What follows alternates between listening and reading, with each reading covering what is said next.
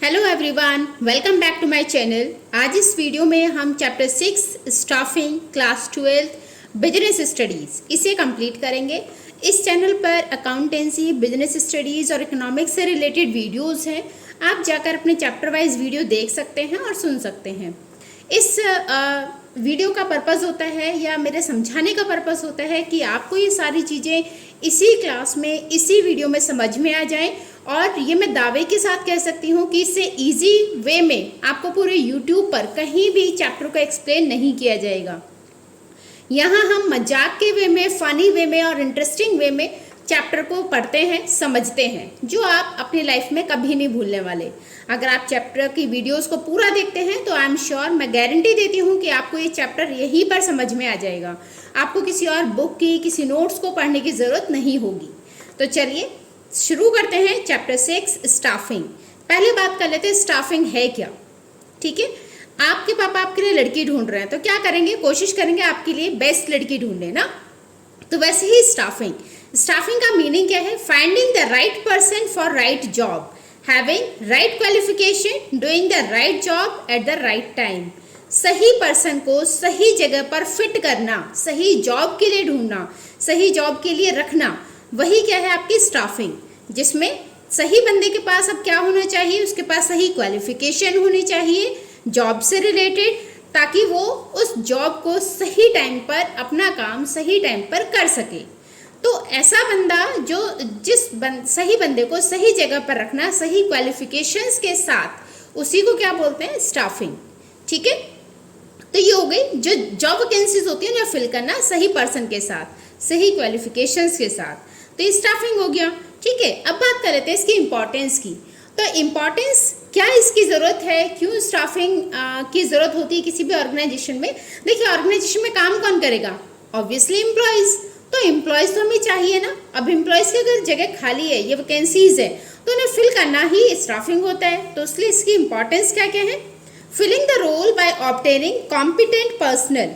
Competent person का मतलब है जो रोल आप फिल करेंगे, जो जॉब वैकेंसीज आप फिल करेंगे, उसमें जो बंदा बैठा होगा ना, जो जॉब रिक्रूट करेगा, उस बंदे को थोड़ी बहुत नॉलेज होनी चाहिए जॉब से रिलेटेड। ठीक है, ऐसा ना हो कि आपके क्लर्क था, वहाँ पे एक एम्प्लॉय आया इंटरव्यू के लिए और आपने उस क्लर्क से बोल दिया कि ठीक है, थोड़ी देर के लिए तुम बैठ जाओ इसके साथ और इससे कुछ क्वेश्चंस पूछ लो, और उसके बेसिस पर आपने उसे सेलेक्ट कर लिया ना। तो ऐसा नहीं होगा। इम्पॉर्टेंस का मतलब इसमें क्या है कि जो जॉब फिल करेगा उस बंदे के पास कॉम्पिटेंस, पर्सनल का मतलब होता है पर्सन। ठीक है, तो उसके पास एटलीस्ट इतनी स्किल्स हो, इतनी नॉलेज हो कि सामने वालों को जज कर पाए, उसे सिलेक्ट कर पाए। ठीक है, सेकेंड है placing right person at right job. सही जॉब के लिए सही बंदे को ढूंढना, उसके लिए हमें स्टाफिंग की जरूरत पड़ेगी। ग्रोथ ऑफ एंटरप्राइज, अगर हम सही पर्सन को सही काम देते हैं, उससे वही काम कराते हैं जिसमें उसकी स्किल्स है, जिसमें उसकी एक्सपर्टीज है, तो हमारी एंटरप्राइज ग्रोथ करती है। ठीक है, क्योंकि फाइनली काम उन्हीं को करना है, एम्प्लॉयज़ को करना है। और अगर एम्प्लॉय आपके पास अच्छे हैं, अच्छा काम कर रहे हैं, अच्छा आउटपुट दे रहे हैं, तो आपकी एंटरप्राइज ग्रो करेगी।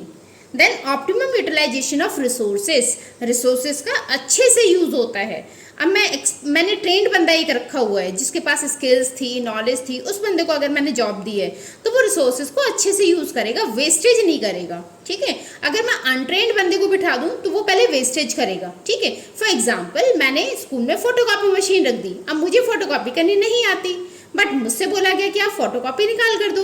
अब मैं पहुंचूंगी और फोटोकॉपी करने के लिए, तो ऑब्वियसली जब मुझे आती ही नहीं है तो मैं तो पेपर वेस्ट करूंगी। हो सकता है कुछ फोटोकॉपी सीधी निकले, कुछ का प्रिंट अपोजिट आ जाए ना, उल्टा आ जाए, तो ये क्या होगा? वेस्टेज होंगी रिसोर्सेज की।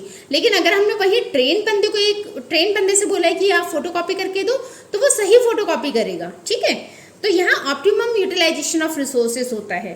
हेल्प्स इन कम्पीटिंग, अगर आपके पास एम्प्लॉयज अच्छा है तो आप दूसरे फॉर्म्स के साथ, अदर फॉर्म्स के साथ कॉम्पिटिट कर पाएंगे। ठीक है, improves job satisfaction and moral of employ, और जब आपके पास अच्छा एम्प्लॉय होता है, उसे आप उसकी स्किल्स के अकॉर्डिंग काम देते हैं, तो उससे एक तो उसे जॉब सेटिस्फैक्शन मिलता है एम्प्लॉयज़ को, सेकेंड थिंग उसका वो मोटिवेट होता है, मोरल बूस्ट हो जाता है, वो ज़्यादा अच्छे से काम करता है। ठीक है, then key to effectiveness of other functions, दूसरे फंक्शंस के लिए की का काम करता है, क्योंकि हमारे जो बाकी फंक्शंस हैं, जैसे इससे स्टाफिंग के बाद क्या आएगा आपका डायरेक्टिंग, तो डायरेक्ट किसको करोगे आप, अगर आपके पास एम्प्लॉय नहीं है तो, है ना। कंट्रोल, कंट्रोल भी क्या था, एक्चुअल को टारगेट के साथ मैच करना। जब आपके पास एम्प्लॉय नहीं है, काम करने वाले लोग नहीं है, तो आप टारगेट को एक्चुअल के साथ कैसे कंपेयर कर पाएंगे ना। तो ये दूसरे फंक्शंस के लिए की का काम करता है स्टाफिंग, राइट। तो ये हो गया हमारी इंपॉर्टेंस ऑफ स्टाफिंग। नेक्स्ट हम बात करेंगे स्टाफिंग और ह्यूमन रिसोर्स मैनेजमेंट। तो यहाँ बात कर लेते हैं स्टाफिंग या ह्यूमन रिसोर्स मैनेजमेंट की। देखिए स्टाफिंग ना छोटी ऑर्गेनाइजेशंस में होता है, छोटी ऑर्गेनाइजेशन में स्टाफ रिक्रूटमेंट करना, सिलेक्शन करना, ये लाइन मैनेजर्स ही कर लेते हैं, जबकि बड़ी बड़ी ऑर्गेनाइजेशंस में इसके लिए एक अलग डिपार्टमेंट बनाया जाता है। तो जिस ऑर्गेनाइजेशन में अलग डिपार्टमेंट बनाया जाता है स्टाफिंग के लिए, उसे बोलते हैं ह्यूमन रिसोर्स मैनेजमेंट। और जिस ऑर्गेनाइजेशन में कोई अलग डिपार्टमेंट नहीं होता, लाइन मैनेजर्स ही काम कर लेते हैं, उसे बोलते हैं स्टाफिंग, ठीक है। तो स्टाफिंग और ह्यूमन रिसोर्स मैनेजमेंट समझ में आ गया। अगर आपकी छोटी ऑर्गेनाइजेशन है तो वहाँ स्टाफिंग ही मिलेगा, मैनेजर्स ही सारा काम कर लेते हैं, खुद ही सिलेक्ट कर लेते हैं एम्प्लॉयज़ को। और अगर बड़ी ऑर्गेनाइजेशन है तो उसके लिए आपको एक अलग डिपार्टमेंट देखने को मिलेगा, जिसे हम बोलते हैं ह्यूमन रिसोर्स मैनेजमेंट, ठीक है। आगे बात कर लेते हैं स्टाफिंग प्रोसेस की, ह्यूमन रिसोर्स मैनेजमेंट। अगर किसी ऑर्गेनाइजेशन, यहाँ बड़ी ऑर्गेनाइजेशंस की बात कर रहे हैं, तो वहाँ पे स्टाफिंग प्रोसेस क्या होता है या इसके स्टाफिंग प्रोसेसेस क्या क्या हैं। First, estimating man power recruitment. सबसे पहले हमें ये देखना होता है कि हमें कितने एम्प्लॉयज़ या किस टाइप के एम्प्लॉयज़ की ज़रूरत है। यहाँ टाइप का मतलब होता है क्वालिफिकेशन, कि एस्टिमेटिंग मैन पावर, हम ये मैन पावर रिक्वायरमेंट देखेंगे कि कितने लोगों की रिक्वायरमेंट है, कितने लोगों की हमें ज़रूरत है, और वो कितने लोग होंगे और किस टाइप के, किस क्वालिफिकेशन, किस स्किल्स के लोगों की आपको ज़रूरत है। तो सबसे पहले ये देखा जाता है फॉर्म में, ठीक है। अब ये कैसे देखा जाएगा, इसके अलग अलग स्टेप्स हैं। फर्स्ट है वर्कलोड एनालिसिस। वर्कलोड एनालिसिस में हम रिक्वायरमेंट देखेंगे या नीड देखेंगे, कितने लोगों की ज़रूरत है और कैसे कैसे लोग हमें चाहिए, किस स्किल्स के हमें लोग चाहिए, ठीक है। तो ये हो जाता है आपका वर्कलोड एनालिसिस। देन आ जाता है वर्कफोर्स एनालिसिस पर। वर्कफोर्स एनालिसिस का मतलब होता है ये जो आपके पास एग्जिस्टिंग एम्प्लॉयज़ हैं उनको एनालाइज करना कि कहीं वो ओवरबर्डन तो नहीं है या अंडरबर्डन तो नहीं है।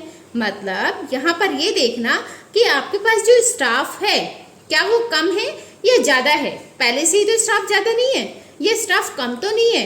तो हमें ये वर्कफोर्स एनालाइज करना होता है। मतलब हम बर्डन देखते हैं एम्प्लॉयज़ का कि एम्प्लॉयज़ ओवरबर्डन तो नहीं है या अंडरबर्डन तो नहीं है, ऐसा तो नहीं है एम्प्लॉयज़ आराम से बैठ के काम कर रहे हैं।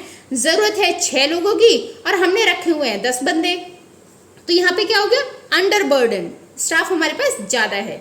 और ज़रूरत थी 10 लोगों की, हमने रखे हुए 6 बंदे, तो ये क्या हो गया, ओवरबर्डन, लोगों पर काम ज़्यादा है, उनके ऊपर प्रेशर ज़्यादा है, राइट।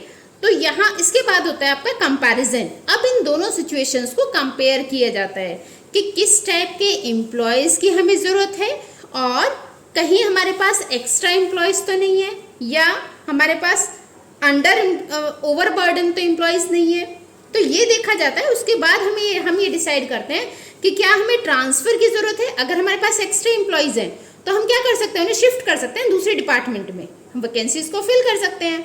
लेकिन अगर हमारे पास ओवरबर्डन्ड थे तो हमें वैकेंसी निकालनी पड़ेगी, ठीक है। तो फिर कंपेयर करने के बाद ये देखा जाता है कि आपको स्टाफिंग करने की ज़रूरत है या नहीं है, ठीक है। तो फर्स्ट था आपका एस्टिमेटिंग मैन पावर रिक्वायरमेंट। सबसे पहले हम ये देखेंगे कि कितने लोगों की ज़रूरत है। देन सेकेंड स्टेप हो जाता है आपका रिक्रूटमेंट। रिक्रूटमेंट क्या होता है, रिक्रूटमेंट होता है एक ऐसा प्रोसेस जिससे आप लोगों को अट्रैक्ट करते हैं आपकी जॉब के लिए अप्लाई करने के लिए, ठीक है। लोगों को अट्रैक्ट करना ताकि वो आपकी जॉब के लिए अप्लाई करें, आपकी पोस्ट के लिए, आपकी वैकेंसीज के लिए अप्लाई करें, उसे बोलते हैं रिक्रूटमेंट, ठीक है। अब रिक्रूटमेंट 2 तरीके से होता है, एक होता है इनसाइड रिक्रूटमेंट, एक होता है आउटसाइडर रिक्रूटमेंट। इनके बारे में हम आगे पढ़ेंगे डिटेल में, राइट। नेक्स्ट प्रोसेस है सिलेक्शन। सिलेक्शन का मतलब होता है कि जो मोस्ट सुटेबल कैंडिडेट है उसको सिलेक्ट करना, ठीक है। अब आपने एप्लीकेशन निकाल दिया, जो वैकेंसीज निकाल दी, तो आपके पास एप्लीकेशंस आएंगे, ठीक है। आपको ज़रूरत है केवल 3 लोगों की, एप्लीकेशन आ गया 10 लोगों का, तो आपको उनमें से 3 लोग सिलेक्ट करने हैं, बाकी बाकी उन लोगों को आप क्या करेंगे, बाकी लोगों को आप एलिमिनेट करेंगे, हटाएंगे, उन्हें डिस्क्वालीफाई करेंगे। ठीक है, तो यहाँ पर सिलेक्शन का मतलब होता है choosing the most suitable candidate to fill the vacant job position. आपकी जॉब पोजीशन के लिए जो मोस्ट सुटेबल कैंडिडेट है उसको चूज करना, उसको सेलेक्ट करना। ठीक है, अभी कैसे सेलेक्ट किया जाता है, ये किया जाता है एक प्रोसेस के थ्रू, जिस प्रोसेस में कुछ टेस्ट होते हैं, इंटरव्यूज होते हैं, उसके थ्रू बेस्ट एम्प्लॉय को सिलेक्ट किया जाता है। सिलेक्शन को हम नेगेटिव प्रोसेस भी बोलते हैं। ऐसा क्यों? क्योंकि इसमें रिजेक्टेड कैंडिडेट सिलेक्टेड कैंडिडेट की कंपैरिजन में ज़्यादा होते हैं। ठीक है, जैसे मैंने आपको बताया हमें 3 लोगों की ज़रूरत है, लेकिन मेरे पास एप्लीकेशन कितने आ गए, 10 लोगों की, तो मेरे पास जो 7 थे इन्हें तो मुझे हटाना पड़ेगा, है ना। तो नंबर ऑफ रिजेक्टेड कैंडिडेट कितने हैं, 7, जो मैंने रिजेक्ट कर दिए, और मुझे चाहिए कितने थे, 3। तो ये रिजेक्टेड कैंडिडेट सिलेक्टेड कैंडिडेट से ज़्यादा होते हैं, इसीलिए इसे नेगेटिव प्रोसेस भी बोला जाता है सिलेक्शन को। ठीक है, क्योंकि इसमें एलिमिनेशन ज़्यादा होता है, राइट। तो selection process is also negative process. Next हमारे प्रोसेस में आता है प्लेसमेंट एंड ओरिएंटेशन। प्लेसमेंट का मतलब होता है अपॉइंटमेंट लेटर दे देना। एम्प्लॉय को आप अपॉइंटमेंट लेटर दे दोगे कि भैया आप सेलेक्ट हो गए, आप कल से जॉब पर आ जाना। ठीक है, तो वो होता है प्लेसमेंट। ओरिएंटेशन होता है, ओरिएंटेशन या इंडक्शन, इसको इंडक्शन भी बोलते हैं। अब इंडक्शन ये वो वाला इंडक्शन नहीं, इसमें खाना गर्म करते हैं। ठीक है, अच्छा वही वाला सोचा था, नहीं, वो वाला इंडक्शन नहीं है। इंडक्शन ओरिएंटेशन, इसका मतलब होता है कि इंट्रोडक्शन कराना किसका, नए एम्प्लॉय का पुराने एम्प्लॉयज़ के साथ। ठीक है, आप किसी नए फॉर्म में या आपकी फॉर्म में कोई नया एम्प्लॉय आया है, तो आप उस नए एम्प्लॉय को ना पुराने एम्प्लॉयज़ के साथ मिलवाओगे, उसे बोलते हैं ओरिएंटेशन या इंडक्शन, जिसमें फॉर्म से रिलेटेड कुछ जानकारियाँ भी दी जाती हैं, कुछ इन्फॉर्मेशन दी जाती है। इसको भी हम डिटेल में भी आगे पढ़ेंगे। ठीक है, तो अभी इतना देख लीजिए, मतलब नए एम्प्लॉय को पुराने एम्प्लॉय के साथ इंट्रोड्यूस कराना, उसे बोलते हैं हम इंडक्शन या फिर ओरिएंटेशन। लास्ट स्टेप है training and development. Last process इसका ट्रेनिंग एंड डेवलपमेंट। अब देखिए, जब एम्प्लॉयज़ आपके पास आ जाएगा तो हमें ना उसे ट्रेनिंग दिलानी पड़ती है, ट्रेनिंग देनी पड़ती है बार बार। क्यों देनी पड़ती है ट्रेनिंग? ताकि उसकी जो स्किल्स है ना वो इम्प्रूव होती रहे, उसके पास जो नॉलेज है वो अपडेट होती रहे, उसके पास जो स्किल्स है वो और ज़्यादा इम्प्रूव हो जाए, जिसकी वजह से एम्प्लॉयज़ आपका मोटिवेट होता रहता है ना। उसके पास ज़्यादा कॉन्फिडेंस बढ़ जाएगा, उसका मोराल बढ़ जाएगा, और जब मोराल बढ़ेगा, कॉन्फिडेंस बढ़ेगा, तो वो ज़्यादा अच्छे से काम करेगा, तो उससे एफिशिएंसी भी बढ़ जाती है, किसी भी काम की एफिशिएंसी बढ़ जाएगी, राइट। अब इन स्टेप्स को याद करने के लिए, सिलेक्शन प्रोसेस को याद करने के लिए मैंने एक फ़नी ट्रिक बनाई है, जिससे आप इसे याद रख सकते हैं। ठीक है, ये फनी ट्रिक है, एक रात सपने में प्रीति मिली। ठीक है, अब इसमें ई से हो गया आपका सबसे पहले estimating man power planning, R for recruitment, S for selection, P for placement, T for training and development. तो यहाँ से आप याद रख सकते हैं कि एक रात सपने में प्रीति मिली, जिसने आपको सिलेक्शन प्रोसेस समझाया। ठीक है, तो सिलेक्शन प्रोसेस को लर्न करने की ट्रिक ये हो गई आपकी। ठीक है, आई होप आपको ये समझ में आया होगा। अब आगे बात कर लेते हैं। अब हम बात कर लेते हैं, अगर किसी ऑर्गेनाइजेशन में ह्यूमन रिसोर्स मैनेजमेंट ना हो तो वहाँ पर जो स्टाफिंग प्रोसेस है उसमें 3 स्टेप्स और बढ़ जाते, ये 3 स्टेप्स और आ जाते हैं। ठीक है, स्टाफिंग प्रोसेस में मतलब टोटल हमारे 8 हो जाते हैं फिर पॉइंट्स। ठीक है, तो फर्स्ट है परफॉर्मेंस अप्रेजल। ये हम छोटी ऑर्गेनाइजेशंस की बात कर रहे हैं। अगर एचआरएम था तो वही 5 पॉइंट्स आप लिखेंगे, 5 पॉइंट्स ही स्टाफिंग प्रोसेस में आएंगे। लेकिन अगर क्वेश्चन आपसे पूछता है कि छोटी ऑर्गेनाइजेशन में स्टाफिंग प्रोसेस बताइए, तो ये 3 पॉइंट्स आपको और लिखने होंगे। तो फर्स्ट है परफॉर्मेंस अप्रेजल। यहाँ पर क्या होता है, यहाँ पर ना एम्प्लॉयज़ के परफॉर्मेंस को ऑब्जर्व किया जाता है कि वो कैसा काम कर रहा है, किस तरीके से काम कर रहा है। ठीक है, ताकि उसे जब भी आप उसका अप्रेजल करें वो उसकी परफॉर्मेंस के अकॉर्डिंग कर पाएँ, आपको पता चल पाए कि एम्प्लॉय ने कैसा काम किया है, जिसके अकॉर्डिंग आप उसे परफॉर्मेंस के साथ साथ उसे अप्रेजल दे सकें। नेक्स्ट आ जाता है promotion and career planning. Promotion का मतलब होता है हायर जॉब पोजीशन। आप अभी एक पोजीशन पर थे, उससे ज़्यादा आगे पोजीशन पर आप अब आ गए हैं, है ना। उससे आपका जो स्किल लेवल था या आपका जो पे लेवल था वो बढ़ गया है, तो उसे हम बोलते हैं प्रमोशन, जिसमें आपकी जॉब पोजीशन हायर हो जाती है, उससे ज़्यादा इंक्रीज हो जाती है। पेमेंट बढ़ जाती है, ज़्यादा पे होने लगता है, और जॉब सेटिस्फैक्शन और रिस्पॉन्सिबिलिटी ये भी बढ़ जाती हैं, है ना। जैसे जैसे आप आगे बढ़ेंगे वैसे वैसे आपकी रिस्पॉन्सिबिलिटीज भी बढ़ती जाएंगी। तो प्रमोशन एंड कैरियर प्लानिंग, यहाँ पर आपको प्रमोशन का मतलब क्या था कि जब आपकी जॉब पोजीशन बढ़ जाए, आपकी प्रेस्टीज बढ़ जाए, है ना।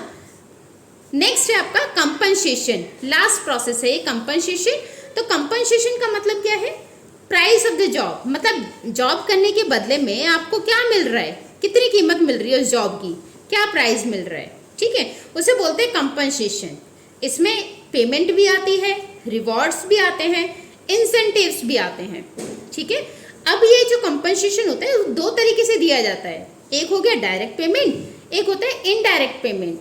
डायरेक्ट पेमेंट में वेजेस, सैलरी, कैश ये सब आता है, जबकि इनडायरेक्ट पेमेंट में कैश वगैरह नहीं आएगा। कैश इंसेंटिव्स की जगह नॉन फाइनेंशियल इंसेंटिव्स आते हैं, जैसे मेडिकल फैसिलिटी, इंश्योरेंस, ये आपका एम्प्लॉयर आपको प्रोवाइड कर रहा है, तो उसे क्या बोलेंगे हम, इनडायरेक्ट पेमेंट, ठीक है। तो ये आ गया आपका कंपनसेशन किस तरीके से दिया जाता है।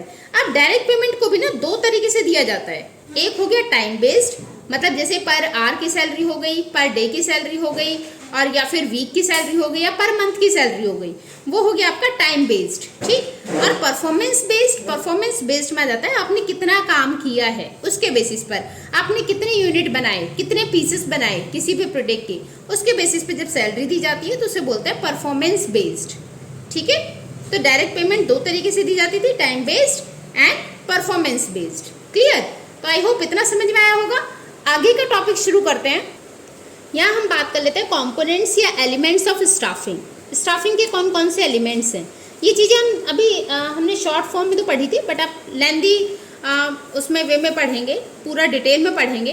तो फर्स्ट है इसका रिक्रूटमेंट, ठीक है, फर्स्ट एलिमेंट है recruitment. Second selection, then training, इन तीनों को मिलाकर ही क्या बनता है, स्टाफिंग। तो स्टाफिंग अगर पूछे तो आप सिंपल फॉर्म में भी ये भी लिख सकते हैं कि recruitment plus selection plus training, ये क्या हो जाता है आपका, स्टाफिंग, ठीक है। इसको हम स्टाफिंग बोलते हैं, राइट। तो फर्स्ट एलिमेंट है इसका रिक्रूटमेंट। रिक्रूटमेंट का मतलब क्या था, ज़्यादा से ज़्यादा लोगों को अट्रैक्ट करना कि वो आपकी जॉब के लिए अप्लाई करें, वो हो गया रिक्रूटमेंट, ठीक है। अब रिक्रूटमेंट के सोर्सेस, कैसे कैसे आप रिक्रूटमेंट कर सकते हैं, इसके दो सोर्सेस हैं, इंटरनल रिक्रूटमेंट और external recruitment. Internal source of recruitment में ट्रांसफर या प्रमोशंस आते हैं, जबकि एक्सटर्नल में काफ़ी सारे हैं जो हम आगे आगे पढ़ेंगे, ठीक है। तो शुरू करते हैं internal source of recruitment. Internal source of recruitment का मतलब होता है inducing the existing employ of the organisation, जो आपके पास एग्जिस्टिंग एम्प्लॉय हैं उन्हें मौका देना, उन्हीं से जॉब फिल कराना, ठीक है। फॉर एग्जाम्पल आपके कंपनी में मैनेजर पोस्ट खाली हो गई, अब बट आपके पास जो एम्प्लॉयज़ हैं ना उनमें से कुछ एम्प्लॉयज़ ऐसे हैं जो मैनेजरियल लेवल का काम कर सकते हैं, उनके पास स्किल्स है, उनके पास एक्सपीरियंस इतना हो गया है, तो आप उन लोगों को मौका दे सकते हैं कि भाई आप मैनेजरियल लेवल के लिए अप्लाई करो और हो सकता है आप में से किसी का सिलेक्शन हो जाए, राइट। तो ये होता है इंटरनल सोर्स ऑफ रिक्रूटमेंट, जिसमें एग्जिस्टिंग एम्प्लॉयज़ को मौका दिया जाता है आगे बढ़ने का। फ़ायदा क्या क्या होता है, इकोनॉमिकल, सस्ता होता है, इसमें आपका खर्चा नहीं आएगा, आपको एडवर्टीजमेंट नहीं करना, तो कॉस्ट कम आती है। सेकेंड, मोटिवेट एग्जिस्टिंग एम्प्लॉय, अब जो आपके यहाँ ऑलरेडी जो काम कर रहे हैं ना एम्प्लॉय, एग्जिस्टिंग एम्प्लॉय हैं, वो मोटिवेट हो जाते हैं, उन्हें लगता है यार हमें मौका मिल रहा है आगे बढ़ने का, है ना, तो वो कोशिश करते हैं ज़्यादा अच्छे से परफॉर्म करने की, जिससे उनकी परफॉर्मेंस बढ़ जाती है, उनकी जो परफॉर्मेंस, जो वो काम करेंगे वो और ज़्यादा अच्छे तरीके से करेंगे, right. Then surplus employ can be shifted to other department, अगर आपके पास एम्प्लॉयज़ ज़्यादा थे तो यहाँ भी आप इंटरनल सोर्स का यूज़ कर सकते हैं, और ज़्यादा एम्प्लॉयज़, जितने भी ज़्यादा एम्प्लॉयज़ थे या सरप्लस एम्प्लॉयज़ आपके पास, उन्हें आप दूसरे डिपार्टमेंट में शिफ्ट कर सकते हैं, तो ईजी भी हो गया आपके लिए। तो ये एडवांटेजेस हैं इंटरनल सोर्स ऑफ रिक्रूटमेंट के। अगर हम बात करें डिसएडवांटेज की, तो डिसएडवांटेजेस इसके क्या हैं, कोई फ्रेश आइडिया आपके पास नहीं आएगा, no fresh idea will come, ठीक है। चॉइस आपके पास लिमिटेड हो गई, जितने आपके पास इंटरनल सोर्स में जो एम्प्लॉयज़ थे आप उन्हीं में से किसी को मौका देंगे आगे, तो आपके पास लिमिटेड चॉइस हो जाती है। नॉट फॉर न्यू ऑर्गेनाइजेशन, नई ऑर्गेनाइजेशन के लिए तो अच्छा नहीं होता ये, क्योंकि अगर नई ऑर्गेनाइजेशन में आप उन्हीं में से आगे लोगों को रखते रहेंगे तो आपके पास तो सारे फ्रेश टैलेंट है, तो वो अच्छा नहीं होता नई ऑर्गेनाइजेशन की। Reduce the productivity of employ, अब आपने एम्प्लॉय को शिफ्ट किया है एक डिपार्टमेंट से दूसरे डिपार्टमेंट में, तो वहाँ पर कहीं ना कहीं जाके उसे काम सीखने में टाइम लगेगा, जिसकी वजह से उसकी जो प्रोडक्टिविटी है, उसको जो काम करने की क्षमता थी वो कम हो जाती है, राइट। अब बात कर लेते हैं ट्रांसफर और प्रमोशन के डिफरेंस की। ट्रांसफर और प्रमोशन दोनों ही क्या हमारे इंटरनल सोर्स है, ठीक है। ट्रांसफर का मतलब था कि आपके पोजीशन में कोई चेंज नहीं आएगा, ना आपकी रैंक में चेंज आएगा, ना रिस्पॉन्सिबिलिटीज में चेंज आएगा, ना प्रेस्टीज में चेंज आएगा। फॉर एग्जाम्पल, एक वॉचमैन को आपने एक कंपनी से दूसरी कंपनी में शिफ्ट कर दिया या एक डिपार्टमेंट से दूसरी डिपार्टमेंट में शिफ्ट कर दिया, तो उसका काम तो वही रह गया वॉचमैन वाला, सैलरी भी वही है, तो ना तो रैंक चेंज होती है, ना रिस्पॉन्सिबिलिटी चेंज होती है, ना प्रेस्टीज चेंज होती है, इसमें कोई चेंज नहीं आता ट्रांसफर में। जबकि प्रमोशन में हमने देखा था कि उसकी जो लेवल है वो बढ़ जाता है ना, हायर पोजीशन हो जाती है, तो यहाँ पर रैंक भी चेंज होती है, रिस्पॉन्सिबिलिटीज भी चेंज होती है और प्रेस्टीज भी चेंज होती है, ठीक है। तो ये था difference between transfer and promotion. अब हम बात कर लेते हैं एक्सटर्नल सोर्स ऑफ रिक्रूटमेंट। देखिए, एक्सटर्नल सोर्स ऑफ रिक्रूटमेंट का मतलब होता है बाहर से कैंडिडेट्स को हायर करना, बाहर के लोगों को मौका देना आपकी जॉब फिल करने के लिए, ठीक है। तो यहाँ आउटसाइड ऑफ द ऑर्गेनाइजेशन बुलाया जाता है कैंडिडेट्स को, ठीक। इसके फायदे क्या हैं? एक तो फ्रेश टैलेंट आपके पास आ जाएगा, नया होगा और फ्रेश टैलेंट होगा, आपके पास चॉइस बहुत सारी होगी। जैसे हमने अभी एग्जाम्पल में देखा कि 3 लोगों की ज़रूरत है लेकिन 10 लोग आए अप्लाई करने के लिए, तो हमारे पास वाइडर चॉइस होती है। क्वालिफाइड पर्सोनल, आप इसमें से बेस्ट एम्प्लॉय को सिलेक्ट कर सकते हैं जिसके पास ज़्यादा अच्छी क्वालिफिकेशन होगी, आपकी जॉब से रिलेटेड होगी, तो ट्रेंड एम्प्लॉय को आप यहाँ सिलेक्ट कर सकते हैं। लेटेस्ट टेक्नोलॉजिकल नॉलेज, नया आपका जो एम्प्लॉय, जो भी आप नया एम्प्लॉय रिक्रूट करेंगे यहाँ से, उसके पास लेटेस्ट टेक्नोलॉजी होगी, है ना। जैसे कैंपस, अगर हम कैंपस प्लेसमेंट करें तो जो कैंपस मतलब कॉलेजेस में जो फ्रेश बच्चे हम ले रहे हैं, तो उनके पास नई टेक्नोलॉजिकल स्किल्स होंगी, राइट। देन कॉम्पिटिटिव स्पिरिट, अब आप जब नया फ्रेश कैंडिडेट एम्प्लॉय करते हैं, उसके रिक्रूट करते हैं, तो जो एग्जिस्टिंग कैंडिडेट्स हैं ना, उनके साथ कहीं ना कहीं कॉम्पिटिशन स्पिरिट आ जाती है कि भाई नए बंदों के सामने उन्हें भी अपने आप को प्रूव करना है और जो नया बंदा है उसे तो खुद को प्रूव करना ही करना है, ठीक है। तो एक कॉम्पिटिटिव स्पिरिट आ जाती है एम्प्लॉयज़ में। डीमेरिट्स, इसके नुकसान क्या हैं? नुकसान होता है कि जो एग्जिस्टिंग एम्प्लॉय ना, उनका मोरल कहीं ना कहीं डाउन हो जाता है, वो मोटिवेटेड नहीं रहते, उन्हें लगता है यार हम में क्या कमी थी जो हम में से किसी को नहीं सिलेक्ट किया, राइट, तो उनका मोरल नीचे गिर जाता है। देन एक्सपेंसिव होता है, आपका ये जो एक्सटर्नल सोर्स ऑफ रिक्रूटमेंट है ये एक्सपेंसिव होता है, महंगा होता है, क्योंकि इसके लिए आपको एडवर्टीजमेंट करनी पड़ेगी, आपको अभी हम धीरे धीरे इसके सारी चीज़ों के बारे में पढ़ेंगे ना, वहाँ से आपको पता चल जाएगा। तो बहुत सारे मेथड्स हैं, एडवर्टीजमेंट पर आपको खर्च करना पड़ेगा, ट्रेनिंग पर आपको खर्च करना पड़ेगा, जिसकी वजह से ये महंगा होता है। लेंथी प्रोसेस है, हाँ, क्योंकि एक प्रोसेस के थ्रू आप रिक्रूट करेंगे, ऐसी थोड़ी ना कोई भी बंदा आपकी कंपनी में आया, आपने बोला ठीक है सर कल से आ जाइए जॉब पर, कितना लेंगे आप, है ना। 3 इडियट मूवी देखी थी ना, तो ऐसा नहीं है कि साथ के साथ ही मिल जाएगा प्लेसमेंट, उसे ट्रेनिंग देनी है और सिलेक्शन करना है, एडवर्टीजमेंट करना है, तो उन सब में टाइम लगता है, तो लेंथी प्रोसेस है, राइट। अब बात कर लेते हैं मेथड्स, किस किस तरीके से हम एक्सटर्नल सोर्सेज के कौन कौन से तरीके होते हैं ये एक्सटर्नल रिक्रूटमेंट हम कर सकते हैं। फर्स्ट है डायरेक्ट रिक्रूटमेंट। डायरेक्ट रिक्रूटमेंट करना, ये कैसे किया जाता है? ये कंपनी अपनी गेट पर ना एक नोटिस लगा देती है, कंपनी के गेट पर एक नोटिस लगा दिया जाता है जिसमें उसे बता दिया जाता है कि भाई हमें इतने लोगों की ज़रूरत है। आपने भी देखा होगा कभी रास्ते में जा रहे हो और किसी के गेट पर एक नोटिस लगा हो कि हमें 10 लड़के 15 लड़के या लड़कियां चाहिए काम करने के लिए, है ना, तो उसे बोलते हैं डायरेक्ट रिक्रूटमेंट। अब ये डायरेक्ट रिक्रूटमेंट जो होता है ना, मोस्टली लगाया जाता है अनस्किल्स जॉब पोजीशंस के लिए, जिसमें आपको बहुत ज़्यादा स्किल्स की ज़रूरत नहीं है, जिसमें आपको ऐसा नहीं है पढ़े लिखे लोग ही चाहिए या जिनके पास नॉलेज होगी वही लोग चाहिए, या जिनके पास टेक्नोलॉजिकल नॉलेज हो ऐसे लोग आपको चाहिए। तो मोस्टली ये जो लगाया जाता है वो अनस्किल्स जॉब के लिए लगाया जाता है, जैसे स्वीपर की जॉब है, पियोन की जॉब है, ऐसी जॉब्स के लिए लगाया जाता है रिक्रूटमेंट का नोटिस। तो इसे बोलते हैं डायरेक्ट रिक्रूटमेंट, जो किसी भी कंपनी के या ऑफिस के गेट पर लगा दिया जाता है कि हमें इतने लोगों की ज़रूरत है, राइट। सेकंड आ गया कैजुअल कॉलर। कैजुअल कॉलर में देखिए कंपनी में जब आप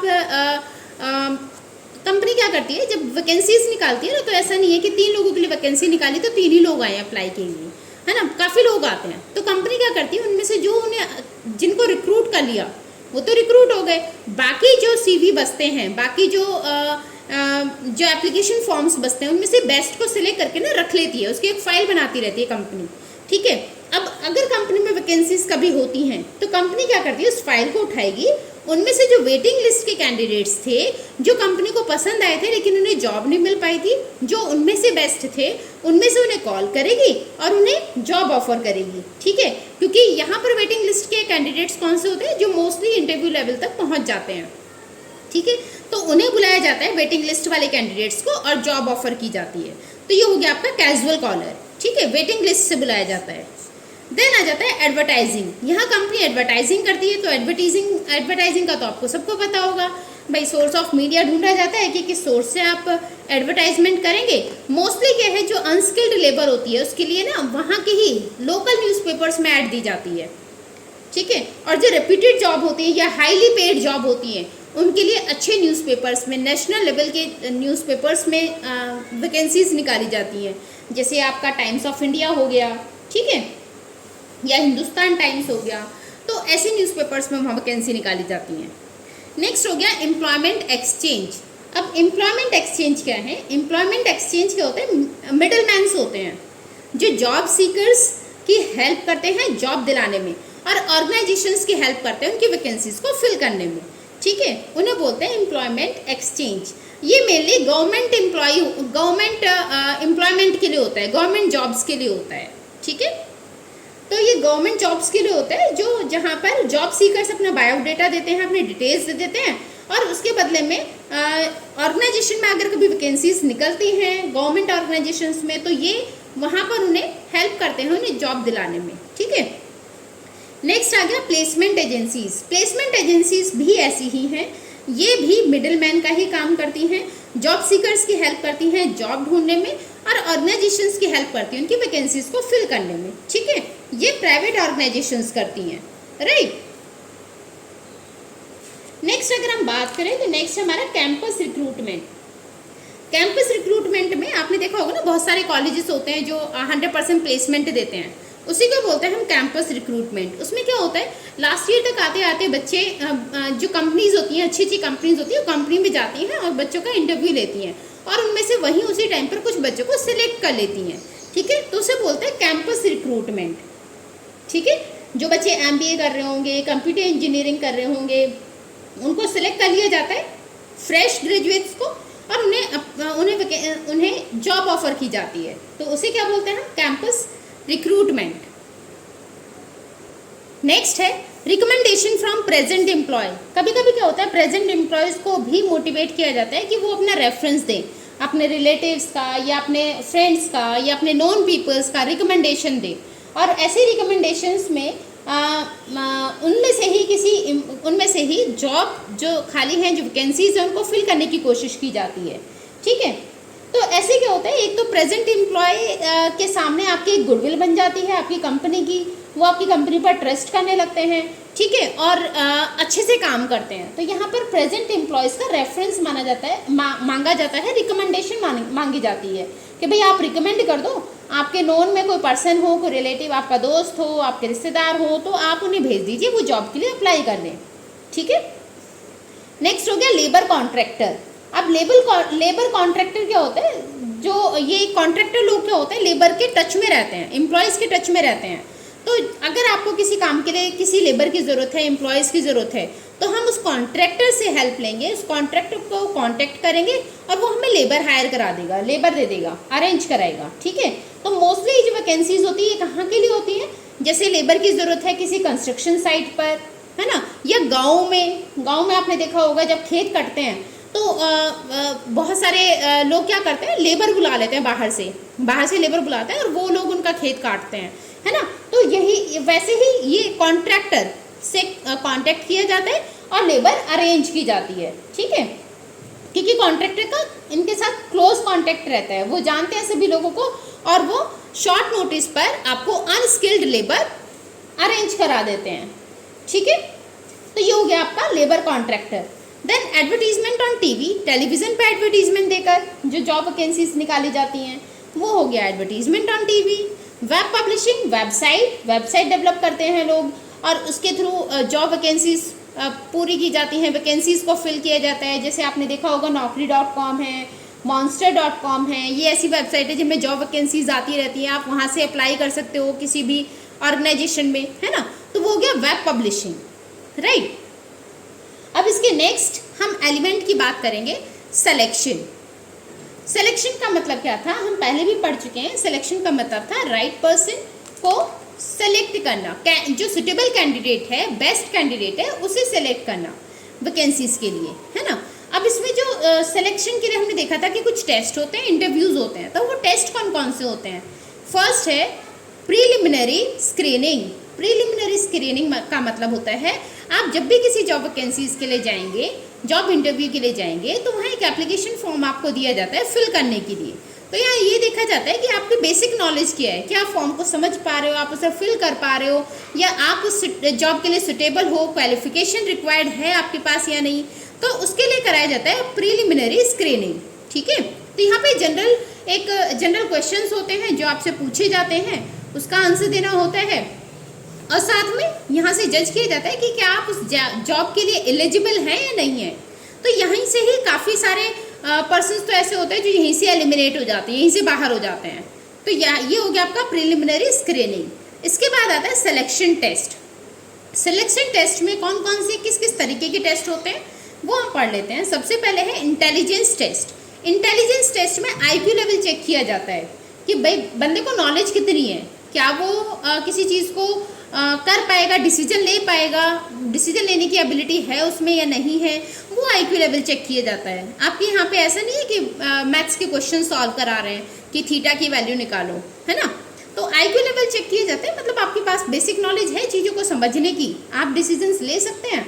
देन आता है एप्टीट्यूड टेस्ट। यहाँ पर ये देखा जाता है कि आप नई चीज़ों को कितनी जल्दी सीखते हैं, उसका टेस्ट लिया जाता है कि आप में आपकी जो एबिलिटी है, जो लर्निंग स्किल्स है वो कैसी है, कितना टाइम लगाते हैं आप नई चीज़ों को सीखने में। देन आ जाता है पर्सनैलिटी टेस्ट। पर्सनैलिटी टेस्ट में पॉजिटिव और नेगेटिव एस्पेक्ट अप्रोच देखा जाता है। अब जैसे मैं आपसे बोलूँ कि आप अपने सामने देखिए क्या दिखाई दे रहा है आपको, तो अभी तो बोलोगे अरे मैडम कैसी बात करो, सामने तो फ़ोन रखा है, फ़ोन ही दिखाई देगा ना। भाई फ़ोन नहीं, फ़ोन के थोड़ा सा और साइड में देखो क्या दिखाई दे रहा है। आप पूरे रूम में देखिए, ये बाहर बैठे तो बाहर देखिए आपको क्या दिखाई दे रहा है ना। अच्छा, एक बार क्या होता है, हम स्कूल में थे तो मैंने ऐसे ही जनरली बच्चों से पूछा कि बेटा विंडो से बाहर देखो आपको क्या दिखाई दे रहा है। तो उसमें से कुछ बच्चों का आंसर था कि मैम नीचे घास है, घास दिखाई दे रही है। कुछ बच्चों ने बोला मैम पेड़ है ग्राउंड में, वो पेड़ दिखाई दे रहे हैं। कुछ बच्चों ने बोला कि मैम वहाँ से ना कुछ बर्ड्स गई थी अभी, तो बर्ड्स दिखाई दी हमें। ये होता है पॉजिटिव एंड नेगेटिव अप्रोच। या फिर मैं आपसे बोलूँ कि बेटा ये ग्लास है, इसमें पानी है, मैंने इस ग्लास को यहाँ तक फिल कर दिया, ठीक है, यहाँ तक मैंने इसको फिल कर दिया। अब मैं आपके सामने ग्लास रख रही हूँ कि बेटा ये ग्लास है, बताइए। तो कुछ बच्चे बोलेंगे मैम इसमें ग्लास ना इतना पानी भरा हुआ है। कुछ बच्चे बोलेंगे मैम इतना ग्लास ना खाली है, ठीक है।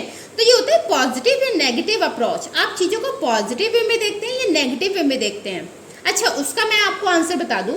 अब जो बच्चे ग्राउंड लेवल पर देख रहे थे ना, घास की तरफ देखते हैं, ये एक साइकोलॉजिकल टेस्ट होता है। ये माना जाता है कि आप ना अभी छोटे लेवल का ही सोच रखते हैं, छोटे लेवल मतलब आप अभी बहुत नीचे ग्राउंड लेवल की मतलब आप अभी आगे बढ़ने की बातें नहीं कर रहे हैं, आप जहाँ हैं वहीं रहने की बातें कर रहे हैं।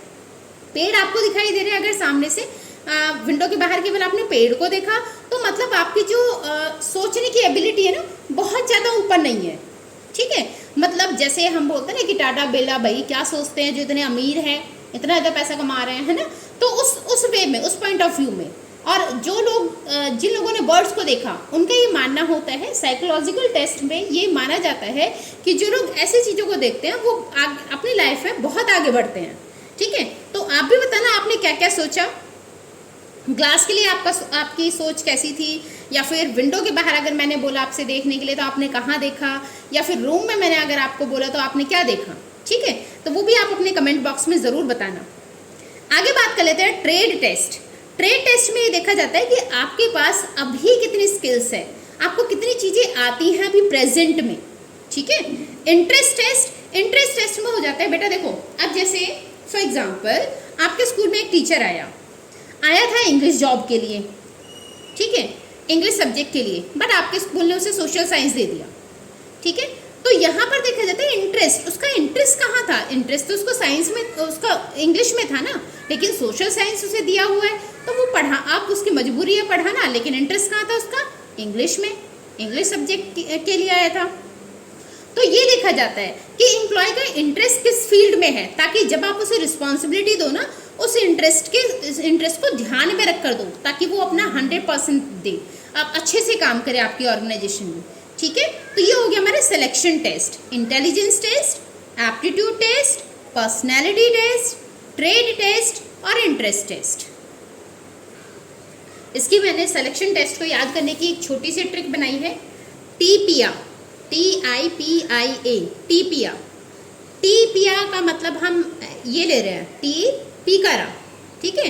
तो TPIA तब हम टेस्ट देंगे, टेस्ट देने से पहले TP नहीं है, तो TPIA, ठीक है, सिलेक्शन टेस्ट। इसे लर्न करने की ट्रिक है TIPIA, TPIA।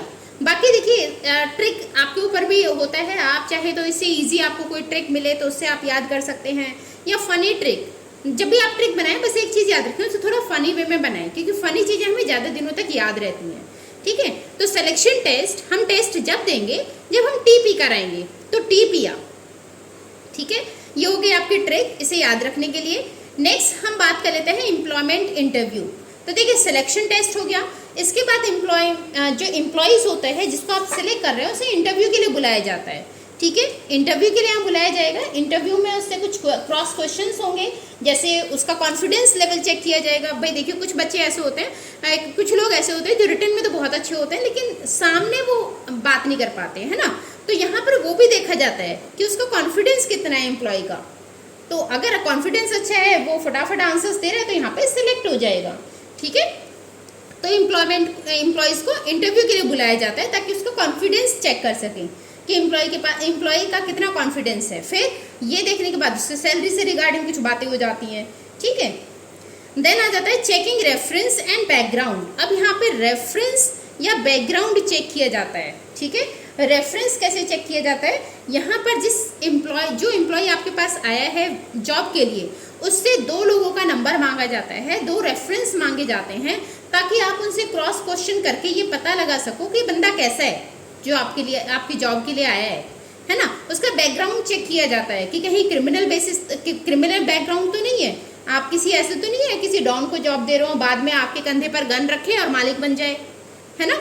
तो ऐसे किसी बंदे को तो आप जॉब नहीं दे रहे हैं। तो यहाँ पे रेफरेंस और बैकग्राउंड चेक किया जाता है। देन आता है सिलेक्शन डिसीजन।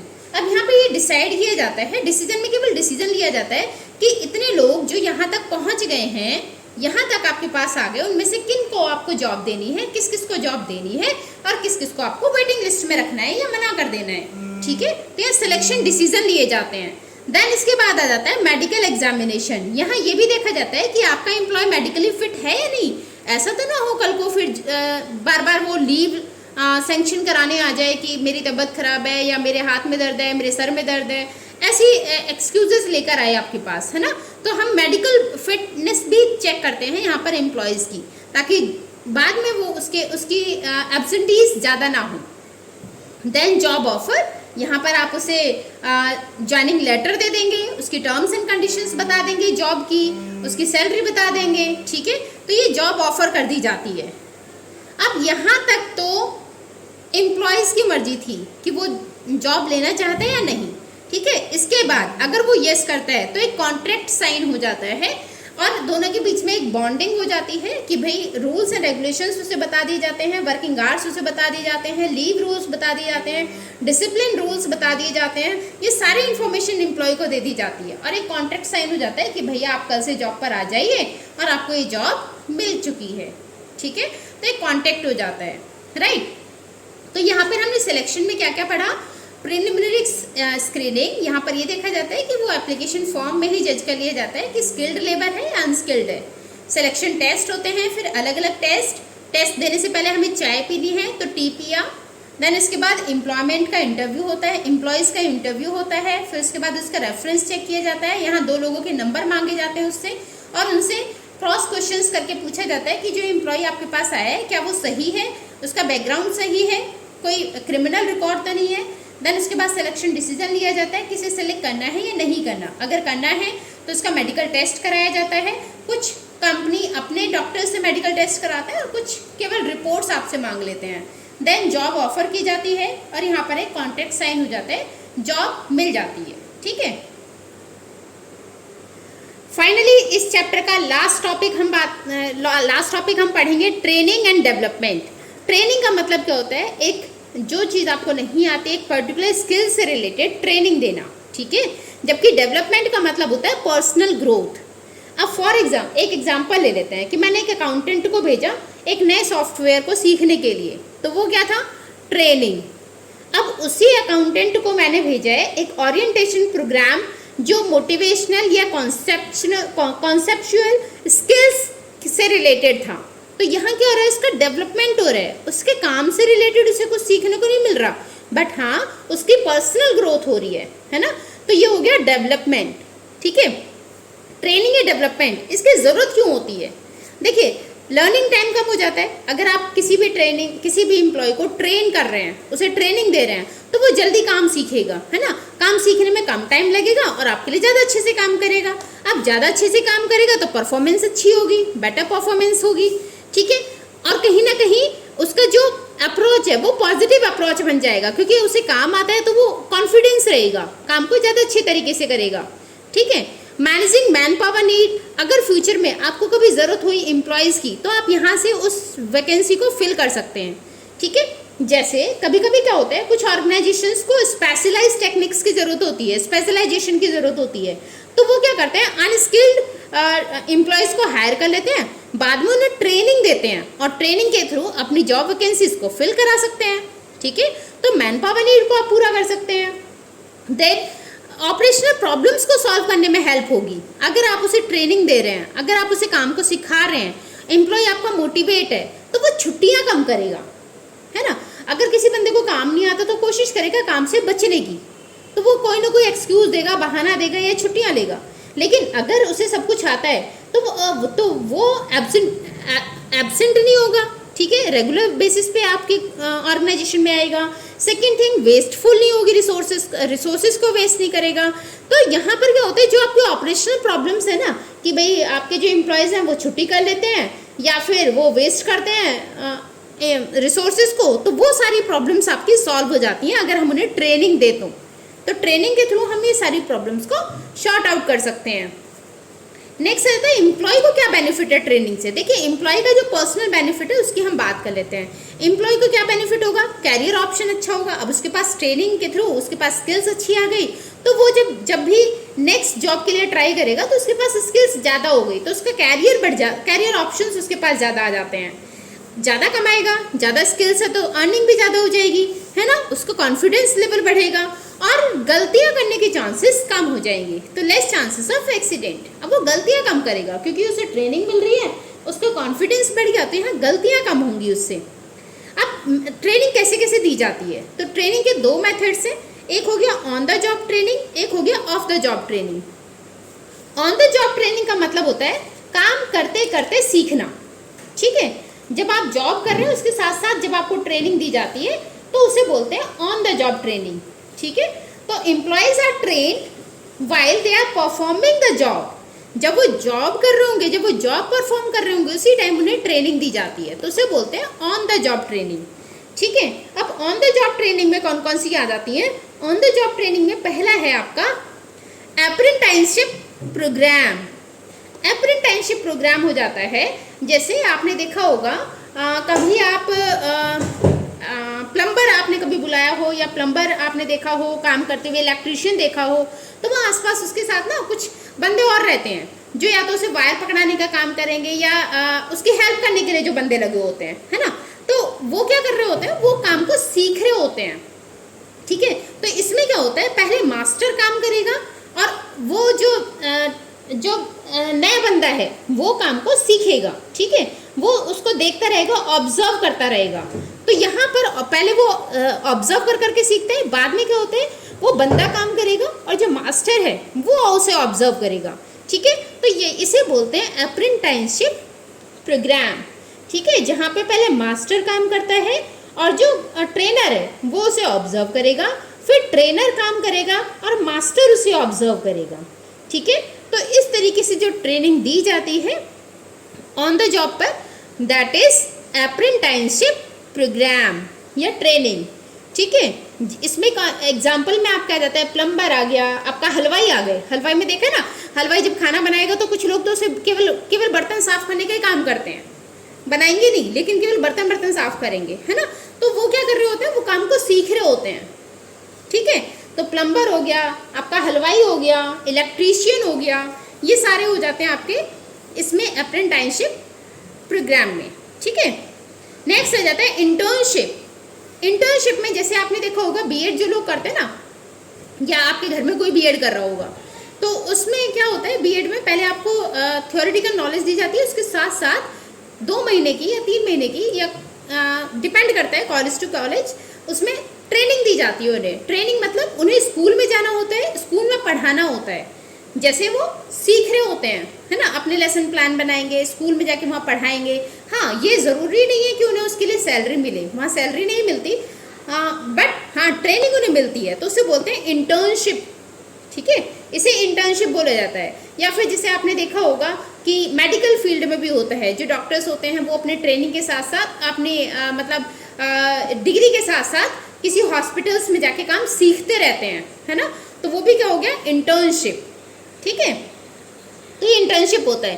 कभी कभी क्या होता है, इसके लिए कुछ पैसे मिल भी जाते हैं, इंटर्नशिप के लिए सैलरी बहुत ज़्यादा अच्छी तो नहीं मिलती, बट हाँ मिल जाती है, कुछ सैलरी मिल जाती है ना काम सीखने की। ठीक है, तो ये क्या हो गया, इंटर्नशिप। समझ में आ गया। इसके बाद है इंडक्शन या ओरिएंटेशन। इंडक्शन या ओरिएंटेशन हम पहले कर चुके हैं। ओरिएंटेशन क्या था, नए एम्प्लॉय को पुराने एम्प्लॉय के साथ फैमिलियर करना, उसके साथ इंट्रोड्यूस कराना। ठीक है, जिससे नए एम्प्लॉय का कॉन्फिडेंस बढ़ता है, एक बिलोंगिंगनेस आती है, उसमें अपनेपन की भावना एक आती है कि हाँ भाई इस फॉर्म में मैं गया हूँ और वहाँ पे बड़ा अच्छे से वेलकम हुआ, उन्होंने मुझे बड़े अच्छे से अपने पुराने एम्प्लॉयज़ के साथ मिलवाया मुझे, है ना। एक पॉजिटिव एटीट्यूड बनता है उसका, नेगेटिव एटीट्यूड नहीं बनता। एक पॉजिटिव एटीट्यूड बनेगा कि फॉर्म के लोग अच्छे हैं, मुझसे अच्छे से बात की, अच्छे से मिले, रूल्स ये हैं, रेगुलेशंस ये हैं।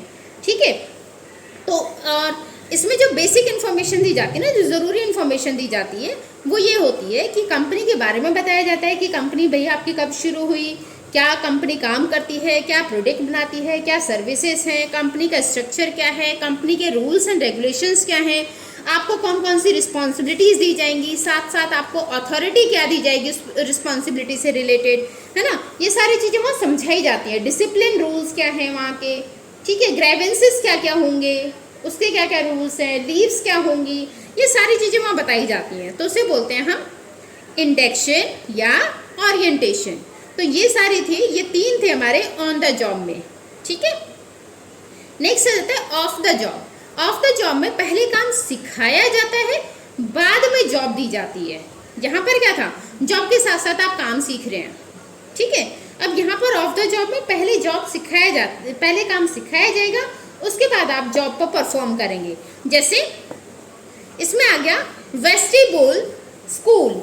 वेस्टिब्यूल स्कूल आपका क्या हो जाता है, इसमें आ जाता है एक मॉडल, ऑर्गेनाइजेशन का एक मॉडल, डुप्लीकेट मॉडल।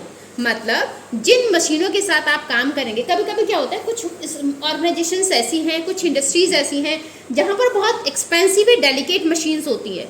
मतलब अगर हमने नए एम्प्लॉय को वहाँ भेज दिया, उस पर काम करा दिया, तो उसके खराब होने के चांसेस ज़्यादा होते हैं। अगर मशीनें खराब हो गई तो महंगी मशीन होती है, तो इतना रिस्क नहीं लेता कोई भी। ठीक है, तो यहाँ इसमें क्या होता है, इसमें एक मॉडल रेडी किया जाता है, एक डुप्लीकेट मॉडल रेडी किया जाता है ऑर्गेनाइजेशन का, जहाँ पर डमी मशीन्स होती हैं। उन डमी मशीन्स पे काम करके दिखाया जाता है, सिखाया जाता है। जब वो डमी मशीन्स पर आप काम करना सीख जाते हैं, फिर आपको रियल मशीन्स पर या रियलिटी में उसको मशीनों को चलाने की आपको परमिशन दी जाती है। और ऐसा नहीं है केवल मशीनों के साथ ही होता है, कभी कभी जैसे डेटा एंट्री करना है, तो डेटा एंट्री में भी ना पहले मॉडल एंट्री आपसे कराएंगे। एक मॉडल रजिस्टर आपको दिया जाएगा, इन्वेंट्री रजिस्टर आपको दिया जाएगा। ठीक है, डुप्लीकेट रजिस्टर जिसमें सेम फॉर्मेट होगा, उसी फॉर्मेट के अकॉर्डिंग आप एंट्रीज बनाएंगे। जब उन एंट्रीज को आप अच्छे से बनाना सीख जाएंगे, वहाँ पर आप परफेक्ट हो जाएंगे, उसके बाद आपको एक ओरिजिनल रजिस्टर प्रोवाइड किया जाता है। तब आपसे बोला जाता है कि आप ओरिजिनल रजिस्टर में आप एंट्री करिए।